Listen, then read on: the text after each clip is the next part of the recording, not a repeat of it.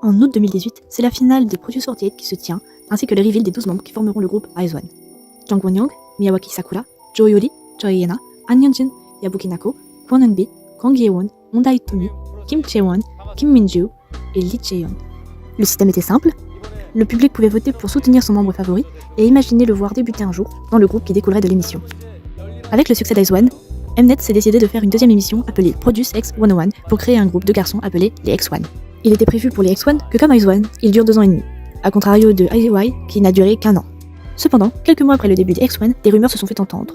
En effet, il serait probable que les votes aient été manipulés et que la line-up a été choisie avant la fin de l'émission.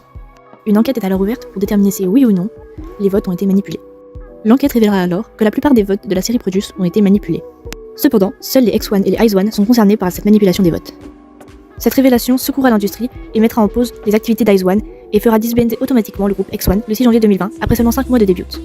En Corée, cette affaire sidère les internautes qui appellent même IZ*ONE le groupe manipulé, appelant alors certaines membres des menteuses et d'autres des tricheuses. Un des producteurs de la série, M. Han Jun-young, admettra alors avoir manipulé les votes. Cette affaire mettra M. Han et M. Kim, un autre des producteurs de l'émission, ainsi que 8 autres personnes inculpées pour manipulation des votes et fraude. La justice prendra la décision alors de 4 ans de prison ferme pour les personnes inculpées dans cette histoire. Malgré tout ça, les IZ*ONE ont pu continuer et finir leurs activités à la fin de leur contrat comme initialement prévu. Encore aujourd'hui, la line-up de base des IZ*ONE n'est pas encore révélée et seulement des spéculations sur internet sont faites. Personnellement, cette histoire me choque et me rend triste pour les filles qui auraient dû être dans IZ*ONE mais n'ont pas eu la chance de faire partie de ce groupe. A savoir que parmi la line-up finale d'IZ*ONE, personne n'était au courant de la manipulation des votes.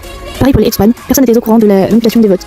Pendant les hiatus de IZ*ONE, on a pu voir les membres tristes et visiblement contrariés de la situation.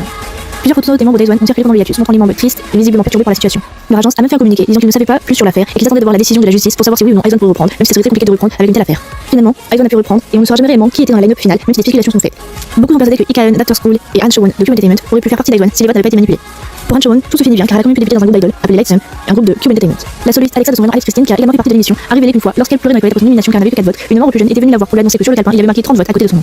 Cette vidéo est maintenant terminée, n'hésitez pas à me dire ce que vous avez pensé de l'affaire, n'hésitez pas à vous abonner et à mettre un commentaire.